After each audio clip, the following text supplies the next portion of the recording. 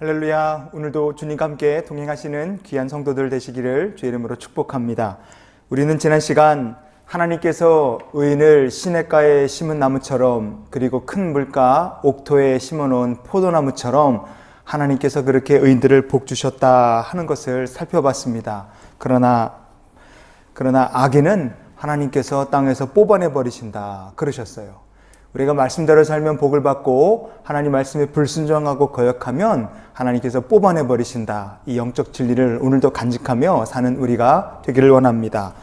의인은 하나님의 말씀대로 살기 때문에 하나님께서 하시는 일에, 하나님의 주권에 이래라 저래라 반항하거나 아니면 거역하지 않습니다.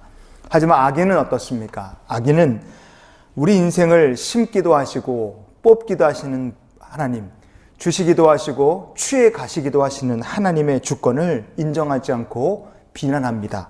패역한 말을 쏟아내고 하나님의 섭리와 주권에 거역합니다. 그런 그 결과가 어떻게 되느냐? 오늘 말씀을 같이 묵상해 보기를 원합니다. 하나님 말씀 잠언 10장 31절 같이 보시겠습니다.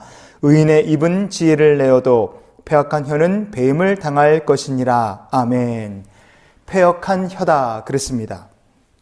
히브리어로 보면 우레손 타우프코트 이렇게 되어 있어요. 이 혀라고 번역된 우레손이라는 말은 혀라는 뜻도 있지만 말이라는 뜻도 있고 의사소통을 한다 이런 뜻이 있습니다.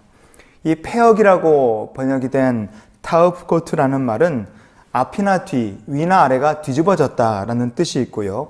변형되었다 이런 뜻이 있습니다. 자, 패역한 혀를 가진 악인의 특징이 과연 뭐냐? 입안에서 악한 말, 못된 말, 교만한 말을 하느라 혀가 위아래 그리고 앞뒤로 막 뒤집어지는 거예요. 자, 여러분 이 모습이 마치 혀가 춤을 추는 것처럼 그 입술로 하나님께, 왕이신 하나님의 주권과 섭리와 계획을 인정하지 않고 뭘 하느라 혀가 그렇게 바쁘게 위아래 앞뒤로 막 뒤집어지겠습니까? 교만에 빠져서 교만한 말하고 하나님 앞에 원망하는 말하고 불평하는 말하고 악한 말 하느라 혀가 입안에서 춤을 추고 노는 거예요. 그 혀로 하나님께 감사 찬양 영광 돌려야 되는데 그렇게 할 줄을 모르고 삽니다. 그럼 어떻게 되는 겁니까?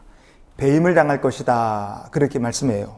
배임이라고 번역된 히브리어가 티카레트라는 말입니다. 티카레트, cut off, 잘라낸다 라는 뜻도 있고 root out, 뽑아버린다 그런 뜻이 있습니다. 아예 하나님께서 잘라내서 싹을 잘라버리고 뽑아내서 없애버리신다 그런 뜻이에요. 여러분, 우리는 이 잠언 10장을 마무리하면서 악인이 복받지 못하는 이유가 무엇인지 분명히 하나 기억하고 넘어가야 됩니다. 그 입술로 하나님의 주권과 도우심, 하나님의 섭리를 인정하지 않기 때문에 그렇습니다. 이스라엘 백성들이 가나안을 향해서 쭉 전쟁에 나가요. 그런데 모압의 왕 발락이라는 사람이 이스라엘 백성들이 오고 있다는 소식을 듣고 겁이 났습니다. 그래서 그는 발람이라는 선지자를 찾아가서 그에게 이스라엘 백성들을 저주해달라고 부탁을 합니다. 그래서 사람들을 보냈어요. 사람들이 발람에게 찾아왔는데 하나님께서 발람에게 그 사람들 따라가지 말고 저주하지 말라고 말씀하셨어요. 민수기 22장 12절 말씀을 보면 하나님이 발람에게 이르시되 너는 그들과 함께 가지도 말고 그 백성을 저주하지도 말라. 그들은 복을 받은 자들이니라. 아멘. 너는 함께 가지도 말아라.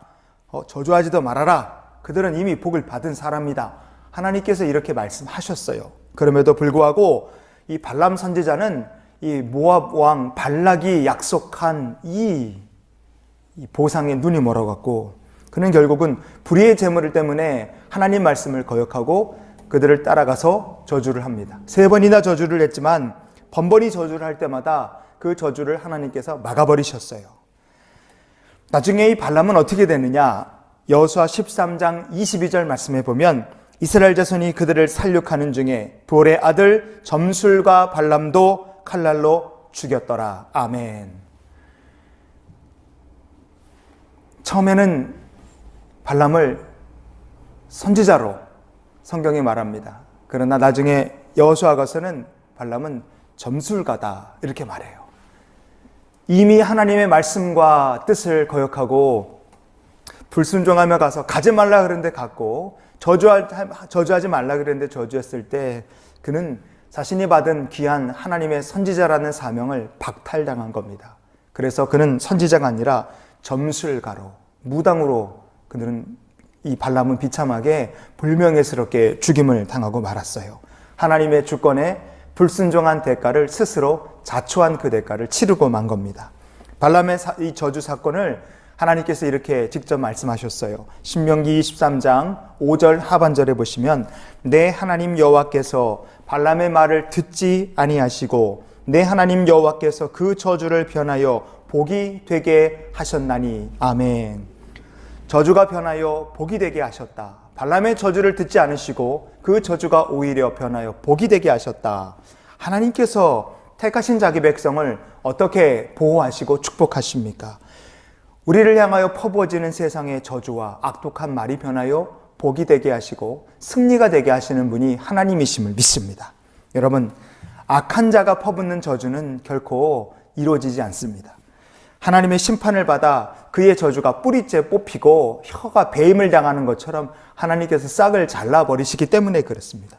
그럼 우리는 어떻게 오늘을 살아야 되겠습니까? 32절 말씀을 다 같이 읽겠습니다. 의인의 입술은 기쁘게 할 것을 알거늘 악인의 입은 패역을 말하느니라. 아멘. 의인의 입술은 기쁘게 할 것을 안다고 했습니다. 오늘도 우리의 입술로 우리 하나님을 기쁘시게 하는 감사의 말, 고백의 말, 찬양의 말로 하나님께 영광을 돌리며 사는 우리 모두가 되기를 원합니다. 우리를 향해 퍼부어지는 세상의 저주와 악하고 독한 말들이 있다 할지라도 그것마저도 축복으로 바꾸실 하나님을 찬양하는 은혜의 간증자가 되는 저와 여러분 다 될 수 있기를 주님의 이름으로 축원을 드립니다.